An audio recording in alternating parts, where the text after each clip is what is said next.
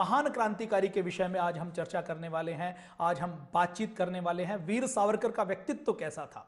जब हम वक्तृत्व की बात करते हैं, वक्ता की बात करते हैं, तो वक्ता ऐसा हो जब वो बोले तो सुनने वालों को आंदोलित करते, सुनने वाले वही सोचे जो वो सुचवाना चाहे, सुनने वाले वही करें जो वो करवाना चाहे। वक्ता के बारे में यह कहा जाता है कि वक्ता यदि किसी नायक बनकर, नेतृत्वकर्ता बनकर यदि अपनी किसी भीड़ को कहे कि उठो और अमुक स्थान पर जाकर वहां आग लगा दो, तो वो भीड़ केवल आग ना लगाए बल्कि वहां पर रुकी रहे और जब तक वो बिल्डिंग राख ना हो जाए तब तक वहां पर रहे। तो वीर सावरकर ऐसे ओजस्वी वक्ता थे, जब वो वक्तृत्व देते थे तो उनको जो सुनते थे उनको बिजली के झटके लगते थे, उनको अंदर तक आंदोलित करते थे। साधारण एक तरुण को, एक बालक को, एक युवा को वो क्रांतिकारी के रूप में बदल देते थे। मदनलाल धिंगड़ा, जिन्होंने करजन वायली का वध किया लंदन में, ऐशो आराम की जिंदगी जीते थे, सामान्य जिंदगी जीते थे। सामान्य युवा जिस प्रकार से भोग विलास में फंसा रहता था उस प्रकार की जिंदगी जीते थे। वीर सावरकर के संपर्क में आए तो मदनलाल धिंगड़ा केवल मदनलाल धिंगड़ा नहीं रहा, क्रांति की वेदी पर अपने लहू की आहुति अर्पित करने वाला क्रांति धर्मा बलिदानी मदनलाल धिंगड़ा बन गया। तो ऐसा व्यक्तित्व वीर सावरकर का था। वीर सावरकर के जन्म की बात करें तो वीर सावरकर का जन्म 18 मई 1883 में महाराष्ट्र के एक छोटे से गांव में हुआ। उस छोटे से गांव के बाहर एक नदी बहती थी और उस नदी की धारा ऐसी तेज होती थी कि वहां पर तैराकी का कंपटीशन होता था। वीर सावरकर जब 6-7 साल के थे तो वो उफनती नदी में कूद जाते थे और हंसते खेलते उसको पार कर लेते थे, और जो लोग इसको देखते थे तो वो अचरज महसूस करते थे कि छोटे से बच्चे ने कैसे उफनती नदी को पार कर लिया, कितना चपल और कितना चुस्त इसका शरीर है। जब वो बचपन में थे तो छत्रपति शिवाजी की कहानियां उनकी मां उनको सुनाया करती थी, और जब उनकी मां उनको छत्रपति शिवाजी की, रामायण की, महाभारत की, श्री कृष्ण की, भीष्म पितामह की कहानी सुनाती थी तो वो संकल्प करते थे कि मुझे भी छत्रपति शिवाजी बनना है, मुझे भी स्वराज्य की स्थापना करनी है, मुझे भी अपनी मातृभूमि के लिए संघर्ष करना है। जब वो बचपन में थे तो छत्रपति शिवाजी की तरह ही बच्चों को इकट्ठा करके तीर बनाना, भाले बनाना, कसरत करना, तैराकी करना, कुश्ती करना, मल्ल युद्ध करना, बच्चों का समूह बनाकर उसका नेतृत्व करना, अलग अलग समूह बनाकर उनके अंदर झूठा छद्म युद्ध करवाना, उनका पल कैसे जागे, उनका पौरुष कैसे जाए, उनके अंदर गौरव कैसे जागे, ये सामान्य नेतृत्व के गुण वीर सावरकर को विरासत में मिले थे। उनके अगर हम परिवार की बात करें तो वीर सावरकर के परिवार में उनकी माता, जब वो 9 साल के थे तो उनकी माता उनको छोड़कर चल बसी, और 7 साल बाद जब वो 16 साल के हुए, 15-16 साल के, तो उनके पिताजी भी उनको छोड़कर चल बसे। वीर सावरकर 3 भाई थे, उनके बड़े भाई के ऊपर उनकी जिम्मेदारी आई। वीर सावरकर ने जब 10वीं पास की तो 10वीं पास करने के बाद जब ऐसा लगा कि अब आगे की पढ़ाई संभव नहीं हो पाएगी तो वीर सावरकर का विवाह कर दिया गया। वीर सावरकर का विवाह करने के बाद जो उनके ससुर जी, जो एक अच्छे धनाढ्य व्यक्ति थे, उन्होंने उनकी शिक्षा दीक्षा का प्रबंध किया और उनको पुणे के फर्ग्यूसन कॉलेज में उनका एडमिशन करवाया। वीर सावरकर के बारे में अटल बिहारी वाजपेयी जी कहते हैं कि वीर सावरकर के अंदर सागर की गहराई थी और आसमान की ऊंचाई थी, लेकिन आसमान की ऊंचाई होते होते, सागर की गहराई होते होते वो यथार्थ की धरातल पर लगातार सोचते थे, यथार्थ की धरातल पर काम करते थे। वीर सावरकर ऐसे व्यवहारिक थे बचपन से ही। उनके दर्शन में उपयोगितावाद, तर्कवाद, सकारात्मकतावाद, मानवतावाद, सार्वभौमिकता और व्यवहारिकता के यथार्थ गुण उनको बचपन में ही घुट्टी में मिले थे।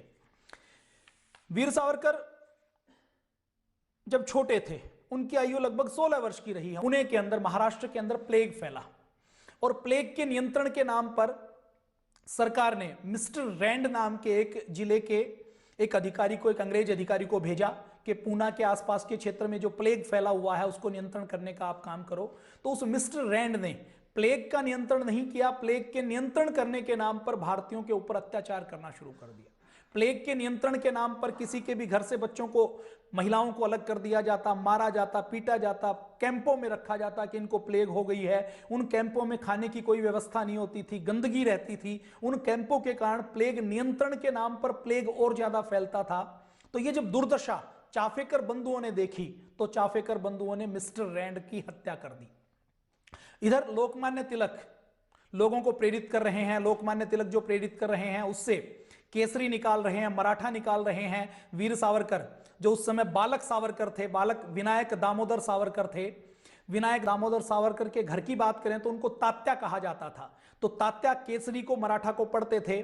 तो जैसे ही चाफेकर बंधुओं ने मिस्टर रैंड की हत्या की और मिस्टर रैंड की हत्या के जुर्म में जब उनको फांसी के ऊपर चढ़ाया गया तो पूरे महाराष्ट्र में आंदोलित हुए, युवा आंदोलित हुए और बालक सावरकर के मन के ऊपर भी, तात्या के मन पर भी ऐसा प्रभाव पड़ा कि मुझे भी चाफेकर बंधुओं के रास्ते पर चलना है। और उस समय, उस छोटी सी अवस्था में जब चाफेकर बंधुओं को जब फांसी दी गई तो उस समय बालक तात्या की जो आयु है वो केवल 16-17 वर्ष के आसपास की होगी। तो 16-17 वर्ष की आयु में उन्होंने चाफेकर बंधुओं के ऊपर महाराष्ट्र में पावड़े गाए जाते हैं, जैसे अपने बुंदेलखंड में और दूसरे स्थानों के ऊपर जो लोकगीत गाए जाते हैं, जो वीरता के गीत गाए जाते हैं, तो ऐसे महाराष्ट्र में जो महापुरुषों की जीवनी के ऊपर जो गीत बनाए जाते हैं उनको पावड़ा कहा जाता है।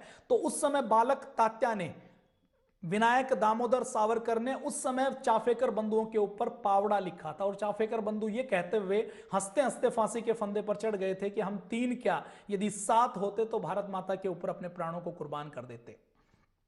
बचपन में ही वो बच्चों को संगठित करके उन्होंने मित्र मेला के नाम से एक संस्था बनाई। लोकमान्य तिलक का लगातार उनको सहयोग मिलता था। उसी समय रानी विक्टोरिया का जब देहांत हुआ तो उसकी जो शोक सभा मनाई जा रही थी, तो उस शोक सभा में देश भर में लोग शोक मना रहे थे।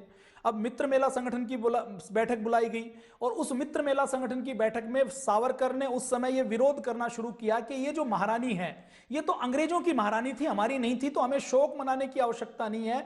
ये हमारे देश की शत्रु थी और यदि शत्रु मरा है तो हमें शोक नहीं मनाना चाहिए, हर्ष मनाना चाहिए। इस शत्रु ने हमें गुलाम बनाया हुआ था। समाचार पत्रों में इसके समाचार प्रकाशित हुए और ये जब किया तो वीर सावरकर की आयु कितनी थी? केवल 18 वर्ष की आयु थी। 18 वर्ष की आयु में उनके बौद्धिक स्तर का चिंतन आप देखिए। तो जब ये खबरें अखबार में छपी, अंग्रेजों को घटना का पता लगा, तो वीर सावरकर के ऊपर कार्रवाई करते हुए उस समय जो फर्गुसन कॉलेज में वो पढ़ते थे तो उनको कॉलेज से निकाल दिया गया, उनके ऊपर जुर्माना किया गया, कॉलेज की डिग्री उनको दी नहीं गई। कॉलेज से निकालने के बाद भी वो हतोत्साहित नहीं कह रहे। उन्होंने कहा कि मैं अपनी विचारधारा को बदल नहीं सकता, महारानी विक्टोरिया हमारी दुश्मन है और दुश्मन की मृत्यु के ऊपर मैं शोक नहीं मना सकता, मैं हर्ष तो मना सकता हूं। लोकमान्य तिलक को पता लगा कि एक ऐसा युवा है, क्रांतिकारी युवा, जिसने महारानी विक्टोरिया की शोक सभा का विरोध किया है। तो उन्होंने, उस समय उनके मुंह से निकला कि ऐसा लगता है कि महाराष्ट्र में अब छत्रपति शिवाजी का दोबारा से जन्म हुआ है। तो लोकमान्य तिलक जो उस समय के सबसे बड़े नेता हैं, 1857 की क्रांति के बाद एक वैक्यूम छाया हुआ है, एक शून्य है, एक आपातकाल है। उस समय महात्मा गांधी नहीं आए हैं और कोई बड़े क्रांतिकारी नहीं है। उस समय लोकमान्य तिलक बड़े नेता हैं, बड़े क्रांतिकारी हैं। वो बालक तात्या को देखकर, विनायक दामोदर सावरकर को देखकर ऐसा कहते हैं कि महाराष्ट्र में ऐसा लगता है कि दोबारा से छत्रपति शिवाजी आ गए हैं। कॉलेज से निकाल दिया जाता है। कॉलेज से निकालने के बाद भी वो लगातार अपने सेवा के कार्यों में लगे रहते हैं। सेवा के कार्यों में लगे रहने के बाद मित्र मेला संगठन शुरू कर देते हैं, उसको फिर अभिनव भारत संगठन में बाद में बदल दिया जाता है। उसी समय लोकमान्य तिलक, जब बंग भंग होता है, विदेशी वस्त्रों की होली जलाई जाती है, तो उस समय वीर सावरकर का सबसे पहले स्वदेशी का नारा, बहिष्कार का नारा लोकमान्य तिलक देते हैं। वीर सावरकर के मन में आता है कि केवल बहिष्कार ना करें, केवल सामान खरीदना बंद ना करें, अपितु हम यदि विदेशी वस्त्रों को इकट्ठा करके उनकी होली जलाएंगे तो इससे और ज्यादा प्रचार होगा, लोगों के मन में एक छवि आएगी कि हमें विदेशी वस्त्रों का प्रयोग नहीं करना। तो वीर सावरकर वो क्रांतिकारी थे जिन्होंने स्वदेशी के मर्म को समझते हुए सबसे पहले विदेशी वस्त्रों की होली जलाना शुरू किया। लोकमान्य तिलक के नेतृत्व में उन्होंने विदेशी वस्त्रों की होली जलाई और उस जलती हुई होली को देखकर जो आंदोलन खड़ा हुआ स्वदेशी का, उसको देखकर लोकमान्य तिलक के मुंह से निकला, उन्होंने कहा कि यह जो स्वदेशी की आग है या जो विदेशी वस्त्रों की होली की आग है, यह विदेशी साम्राज्य को भस्म करके दम लेगी।